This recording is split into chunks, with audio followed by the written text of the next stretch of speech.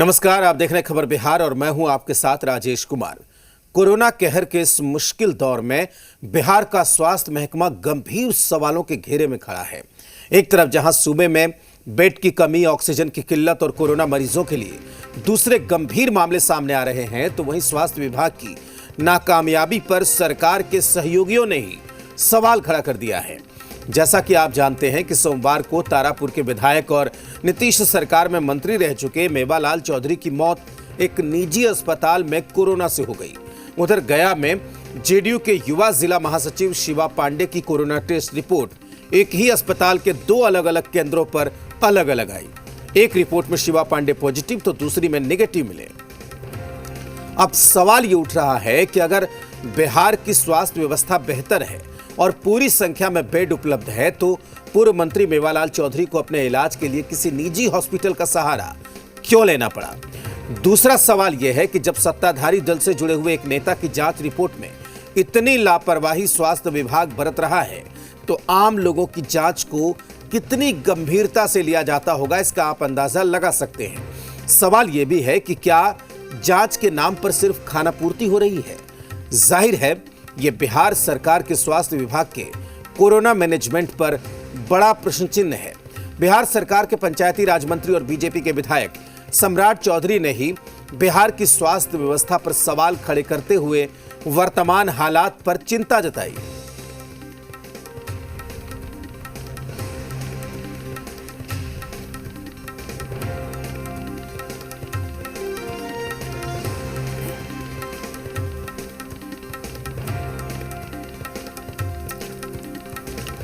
जब मैं कोविड-19 का वहाँ पे टेस्ट करवाया तो हमें पॉजिटिव बताया गया।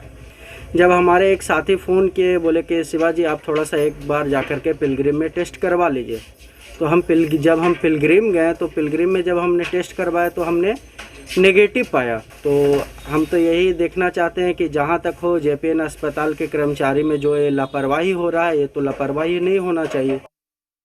बिहार में चिंता करनी होगी हम लोगों को, चिंता के साथ साथ धैर्य भी रखना होगा। और स्वाभाविक है, सरकार क्योंकि प्रयास कर रही है सरकार, लेकिन अब धैर्य से ही चीज़ों को जीता जा सकता है। दुर्भाग्यपूर्ण है कि आज हमारे विधायक की भी मृत्यु हो गई, और स्वाभाविक है हमारे परिवार के सदस्य थे, इसमें कहीं दो मत नहीं है।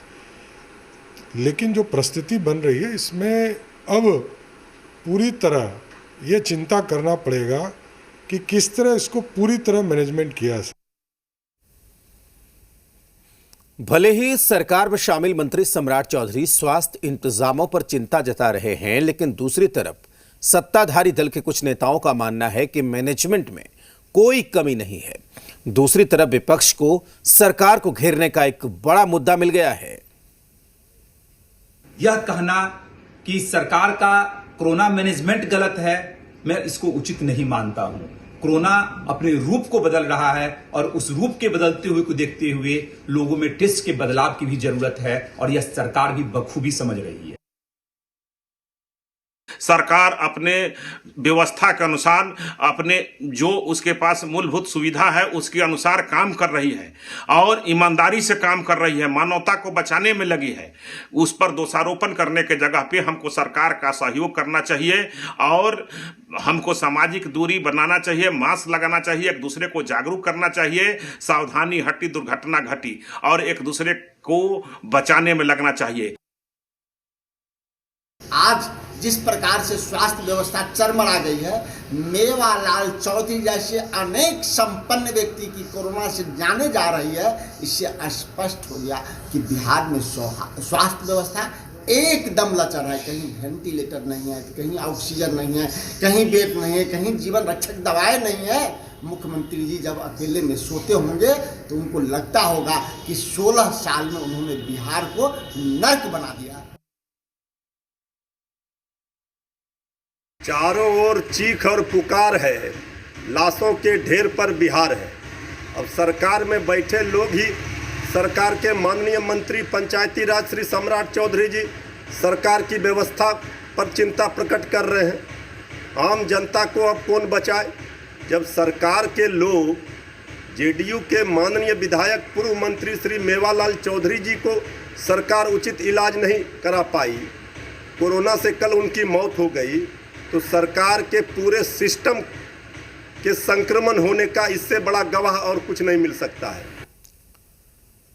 तो एक तरफ कोविड अपना विकराल रूप दिखा रहा है, अस्पतालों में तमाम तरह की कमियों की खबर सामने आ रही है, और दूसरी तरफ इस मुद्दे पर सियासत भी जमकर हो रही है। ब्यूरो चीफ पटना से रजनीश इस वक्त हमारे साथ जुड़े हुए हैं।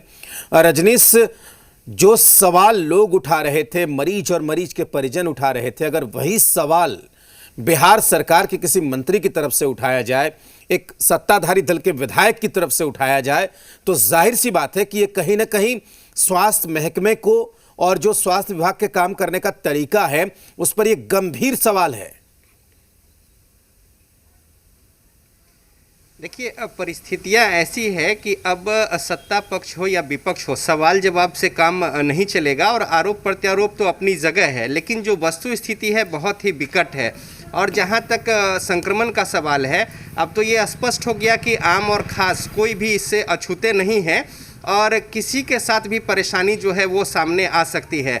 तो बहरहाल जो कुछ होना चाहिए था वो उस गति में नहीं हो पा रहा है, और जो व्यवस्था है पूरा जो स्वास्थ्य विभाग की, वो जो संक्रमण के केस आ रहे हैं उसके अनुपात में ऊंट के मुंह में जीरा के समान है। तो ऐसे में जो एक व्यापक पैमाने पर जो बड़े स्तर पर एक योजनाबद्ध तरीके से और त्वरित जो कार्रवाई की जानी चाहिए थी वो नहीं दिख रही है, ये हकीकत है। पिछले बार देखिए सैनिटाइज़र नहीं थे, मास्क नहीं थे, ग्लव्स नहीं थे, पीपीई किट नहीं थे, कम से कम इस बार इन सब बातों की कमी नहीं है। और जो जागरूकता नहीं थी, जानकारी नहीं थी, वो इस बार है, ये एक प्लस पॉइंट है। लेकिन बावजूद इसके सारे कुछ जो पिछला अनुभव है उसके आधार पे देखिए, पिछले बार यहाँ पे जो कंकरबाग में स्टेडियम है वहाँ पे बेड लगा दिए गए थे और त्वरित तौर पे अस्थायी हॉस्पिटल का निर्माण हो गया था। इसके अलावा कई सार्वजनिक जगहों पर अस्थायी तौर पे हॉस्पिटल का निर्माण हो गया था। तो सवाल ये उठता है कि इस बार ये क्यों नहीं हो पा रहा है अभी तक। हालांकि ठीक है, हॉस्पिटलों में, निजी अस्पतालों में, सरकारी हॉस्पिटल में, एम्स में बेड की संख्या बढ़ाई गई है, लेकिन जहाँ पे जिस तादाद में संक्रमित मरीज आ रहे हैं या संक्रमण अपना प्रभाव जिस तेज गति से फैला रहा है, उस अनुपात में जो होना चाहिए था या फिर जो पिछले बार देखा गया वो नहीं दिख रहा है। यहाँ पे जिन्हें बेड की ज़रूरत है बेड नहीं है, जिन्हें बेड मिल गया उन्हें ऑक्सीजन की ज़रूरत है ऑक्सीजन नहीं है, जिन्हें ऑक्सीजन भी मिल पा रहा है वो उसके ऊपर आईसीयू की ज़रूरत है, लेकिन वहाँ पे वो उपलब्ध नहीं हो पा रहा है। और मेवालाल चौधरी की जो मौत हुई है, ये सिस्टम की लापरवाही कहे या फिर जिस तरीके से पूरा मामला है कि जांच में कमियां खामियां हैं, कई स्तर पे पॉजिटिव निगेटिव की बात है, उन्हें हॉस्पिटल में भर्ती कराने को लेकर आईजीआईएमएस में जो मुश्किलात आई हैं, इसके बाद वो पारस हॉस्पिटल का रुख किए हैं, तो वो फिर भी सक्षम है, वहाँ पे पहुँच गए। लेकिन आम लोग जो है हॉस्पिटल के दरवाजे तक नहीं पहुँच पा रहा है, चूँकि वहाँ पे चस्पा किया हुआ है कि यहाँ पे सीट उपलब्ध नहीं है, ऑक्सीजन उपलब्ध नहीं है, और जब तक ऑक्सीजन की सप्लाई निर्बाध नहीं हो पाती वो किसी भी मरीज को नहीं लेंगे। देखिए, कई हॉस्पिटल में बेड है लेकिन वहाँ से मरीज को हटा दिया गया यह कहकर कि ऑक्सीजन उनके पास नहीं है, लिहाजा वो यहाँ पे नहीं रख पाएंगे।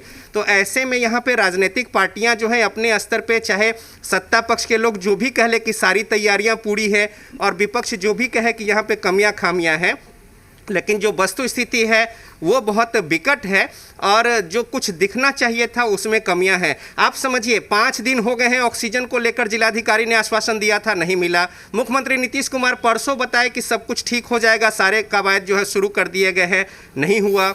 स्वास्थ्य मंत्री ने कहा कि यहाँ पे ऑक्सीजन की कोई कमी नहीं होगी।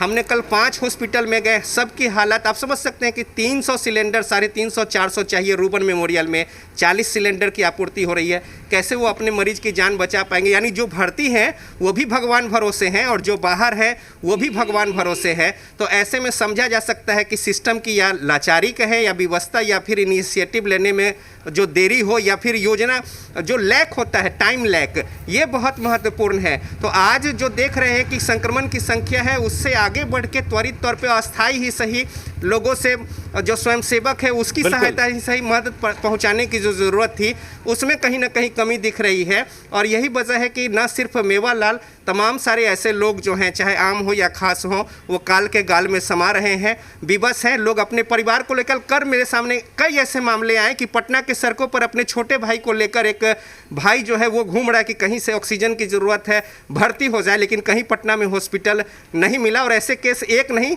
हजारों की संख्या में है अलग अलग शहरों में और अलग अलग जगहों पर। तो इससे व्यवस्था समझी जा सकती है कि किस तरीके से लोग विवश हैं, हालात किस कदर जो है वो विकराल रूप लेता जा रहा है।